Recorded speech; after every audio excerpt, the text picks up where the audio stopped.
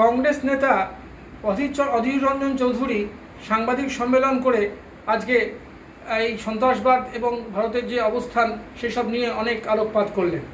তিনি বক্তব্য রাখতে গিয়ে বলেছেন যে একদিকে মোদি যেভাবে রাম মন্দির প্রতিষ্ঠা এবং আমাদের রাজ্যে মুখ্যমন্ত্রী জগন্নাথ দেবের প্রতিষ্ঠা এই সব নিয়েই ব্যস্ততার মধ্যে রয়েছে, কিন্তু প্রধানমন্ত্রীকে উদ্দেশ্য করেই তার বক্তব্য যে সন্ত্রাসবাদকে নির্মূল করতে গেলে কিন্তু অনেক কড়া স্টেপ নিতে হবে।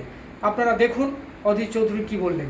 মন্দিরের নামে রাজনৈতিক সংঘাত বাড়ুক, তাদের কোনো নেতা বলছে মসজিদ হবে, কেউ বলছে মন্দির হবে। রাষ্ট্রের কাজ মন্দির বা মসজিদ বানানো নয়, রাষ্ট্রের কাজ মানুষের কল্যাণ করা।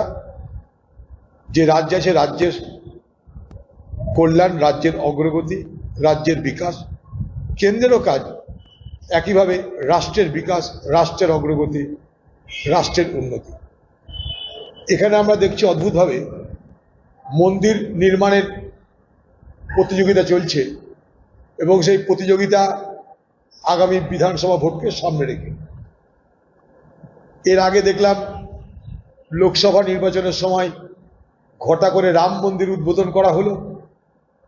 একটা দেশের প্রধানমন্ত্রী প্রাণ দিচ্ছে দেবতার, তার নাম ভগবান রাম।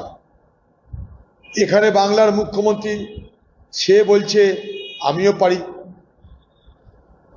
জগন্নাথ মন্দির তৈরি হলো সরকারি টাকায়, সমুদ্রের ধারে সরকারি টাকায় মন্দির নির্মাণ হচ্ছে, আর সেই দেবতার প্রাণ দান করবে আমাদের দিদি মমতা ব্যানার্জি।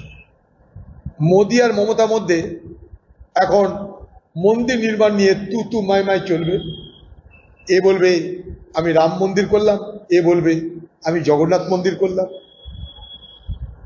এবং উদ্দেশ্য হচ্ছে নির্বাচনের আগে হিন্দু ভোটকে অনেক বেশি করে তাদের পক্ষে নিয়ে যাওয়া, এই হিন্দু ধর্মকে, হিন্দু মন্দির প্রতিষ্ঠার মাধ্যমে এই ভাবাবেগকে জাগিয়ে দিলেন। এটা কোনো রাজ্যের সরকারের বা রাষ্ট্রের কাজ হতে পারে বলে আমরা মনে করি না। ধর্ম যেমন যেখানে আছে, যার যার আছে তারা করুক, কিন্তু সরাসরি মুখ্যমন্ত্রী, প্রধানমন্ত্রী তারা যদি মন্দিরের দেবতাদের প্রাণ দান করে তারা বলার কিছু নাই। আপনারা মানুষের প্রাণ দান করুন। হাসপাতালে যে দুরবস্থা চলছে, চিকিৎসা না হওয়ার কারণে যে কত মানুষ মারা যাচ্ছে, আরজিকর কাণ্ডের ঘটনা ঘটলো, একটা আমাদের ছাত্রী এবং ডাক্তারকে হত্যা হতে হলো।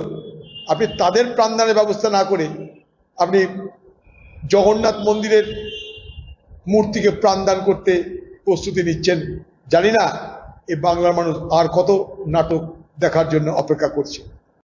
আমাদের ভিডিও ভালো লাগলে লাইক ও শেয়ার করুন, কমেন্ট সেকশনে গিয়ে জানান আপনাদের মতামত।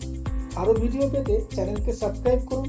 প্রতি মুহূর্তে খবরের আপডেট পেতে প্রেস করুন বেল আইকন।